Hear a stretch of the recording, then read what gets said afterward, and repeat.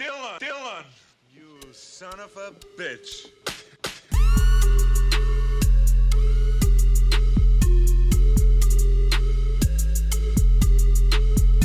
Yo, what's going on, guys? It's Dylan, and I'm back again with my weekly pickups video. Now, if you're new to my channel, this is where I just basically show you what I picked up at my local comic book shop, and I tell you a little bit about it, and if I would kind of, recommend the book or not.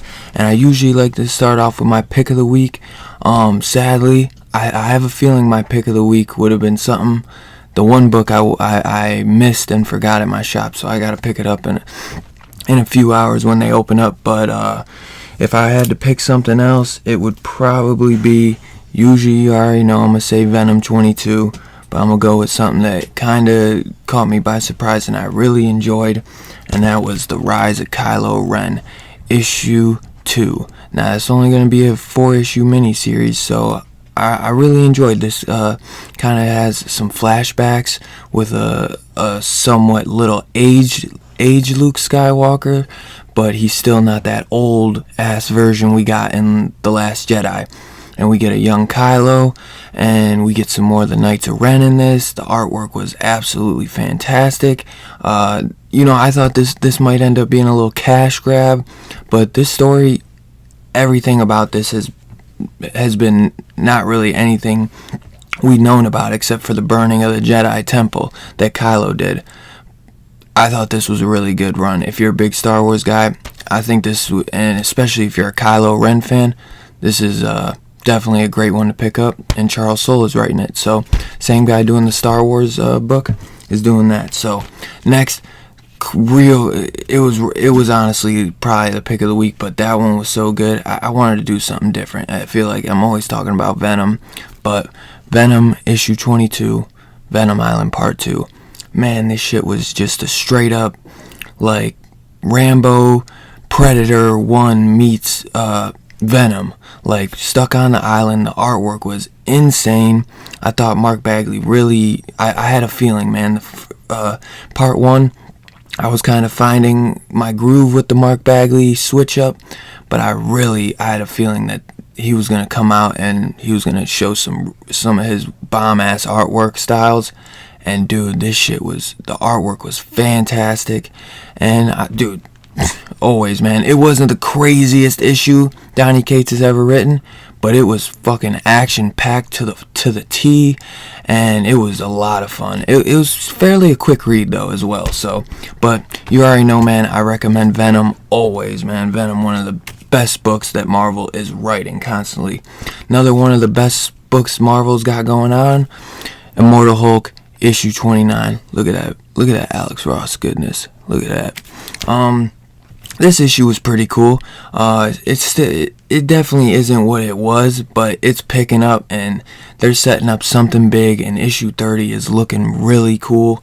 I cannot wait to get that Emu, the Titan, or Zemu, the Titan cover that Alex Ross got going on for issue 30. We get more of that Roxxon Corporation stuff with the Matador looking guy. Damn it, that's gonna kill me what his name is, but the Ox, whatever that Ox looking dude. It was a cool issue. It honestly wasn't the best, no doubt, but there was some really cool monsters in this shit, man, as you can tell from the cover. And yeah, man, I'm sticking with Immortal Hulk. I know a lot of people are getting sick of it, but I'm not. I'm loving it, and I can't wait to see what Al Ewing's gonna do next with it. Next, we got the Dawn of X titles. We got 4 of them, and this I always show them in order that it shows in the back of the book. So, and that's how I always read them. So, Excalibur issue 5, one of the better Excalibur issues. Still not my favorite title coming out, but this one was pretty cool. We figure out some shit going on with Apocalypse. We figure out a little bit of his motive, and it looks like, you know what I'm saying, we figure out what he's been kind of doing all this BS for, and it looks like everything that's been going on has kind of been Apocalypse's plan. So yeah, man, you'll have to read to find out. It was pretty cool though. I enjoyed it. Next we got New Mutants issue 5. This literally picks up exactly where issue 2 left off. So this one's written by Jonathan Hickman and not Ed Brisson. So Ed Brisson had his own little New Mutant storyline, and this one picks up exactly where Hickman's storyline left off on issue 2. And basically, with Sunfire and his little New Mutant squad in space prison, and they got taken out by, who was it? I think Cannonball and his girlfriend. So we get a lot of Sunfire, spouting about how he's the greatest as usual, and we get this we get this badass chick. Oh man, what was her name? I always forget names, man. Deathbird, and Sunfire. He got the hots for her, talking about she's some badass chick, and she is pretty bad. But it was a cool issue. If you've been watching my reviews, I've been loving New Mutants, man. I'd say the Hickman stuff, I like issue 2 better of the Hickman, honestly. And I like Ed Brisson's New Mutants issues, honestly, better. I still like what Hickman did, but I still think Ed Brisson probably should just take this over. I don't know, man. That's just me. I thought Ed Brisson slayed it with his New Mutants issue. Next, probably the best issue out of them all, I'd probably rate this one first, then New Mutants, and then maybe Excalibur, and then Fallen Angels. Yeah. X-Force, issue 5. We figure out what, after that crazy cliffhanger with Wolverine, I mean, we know that Wolverine ain't dead, you know what I'm saying? But Kid Omega, he was fucked up, straight up decapitated. And Domino and Forge, they gotta figure out how they can, come through and help everybody, since Wolverine and Kid Omega are down for the count. So this was a really cool issue. I thought, man, X-Force has just been constantly killing it. Like Benjamin Percy, man, I can't wait for Wolverine. Cause dude, if he's doing shit like this with X-Force, man, dude, he's gonna go savage on us with that fucking Wolverine series, dude. I can't wait for that to come out. Last we got for the Dawn of X titles, Fallen Angels issue 5. I thought this cover was pretty cool. Real cool cover. Artwork is phenomenal in this. The story is just really not doing it for me, honestly. It just ain't, man. Like this stuff with Apoth and like is it Psylocke, I think. Yeah, Psylocke. And it, like Apoth calling her his mother just because she saved him. I don't know, man. Like it's just weird. It's this issue wasn't bad. It was okay, but it's just not doing it for me. Maybe I'm just not, I don't know. Maybe I just don't know enough about these characters, but yeah. We got Morbius issue 3. Morbius the Living Vampire, picking up exactly where we left off with Spider-Man coming in the mix to play, which was really cool to see. I think Ferreira and Alea, but Ferreira, man, I love his Spider-Man artwork in this, man. Real cool. I thought this cover was badass. Yeah, we get some cool stuff. Morbius is still trying to find that cure, and that chick is hunting him. I'm excited for the next issue, but I might, depending on how this keeps going, I might pull off this when the story arc ends. I have really been enjoying it, but I gotta cut back on some of these. Honestly, man, I might have to, I don't know, maybe I should cut back on a Dawn X title before I cut off, Morbius, because I have been enjoying this. The artwork is fantastic. It's kind of like it's a horror book, but yeah, man, like Fallen Angels, man, I might have to drop that, honestly, because that shit, I just ain't feeling it, man. Morbius, though, yeah, no, I like that one. But this one I actually was thinking about dropping because the story arc ended, but I think I'm going to continue because of how it wrapped up. I'm going to give it a couple more issues for sure, I think.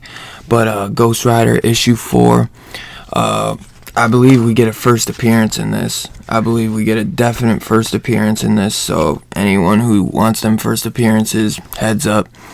We get a pretty cool first appearance, I'd say. We get, I messed up on his name last time, Danny Ketch. He has to travel to hell in this, and actually they say it's hell, but it's limbo. So Limbo's technically different, and man, the artwork was badass in this, so it was pretty cool, man. And you know, I wish they did a better cover though for this. I'm just not that crazy about this cover, but the story was pretty damn cool, and I'm interested as hell to see what's gonna go down in the next issue. And I was planning on dropping it once I saw that this was the conclusion of this story arc. But yeah, man, because I wasn't crazy about the last issue, man, or the one before that. First one was cool, but yeah, man, this issue 4 really did its thing. I enjoyed it. Issue 37 of ASM, Amazing Spider-Man. Artwork, we got Ryan Otley on here. Artwork was fantastic. I just wasn't... The story, this was a better issue than, like, the last 5. But, man, it's getting really... I gotta see where it's gonna go. I don't know who the hell this dude was at the end, but once you guys read it, let me know who you guys figured out, who the guy in the back of the book was. I don't know. I liked it. The artwork was really cool. The writing was a lot better than the last 5 issues. I just really have not dug these most recent issues. This was a lot better, but it's just not enough, I feel like. But I hope it continues in the direction that this is.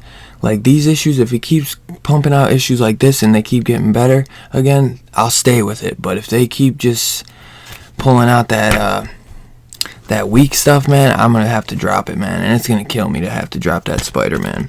But like I said, I missed my Power Rangers TMNT book, which is such a bummer, man, because I know that would have been my pick of the week because the first issue was so good, and it was honestly the one I was looking forward to most. But I'm going to have to grab that later. Hopefully my shop still has a copy, or I'm going to be salt.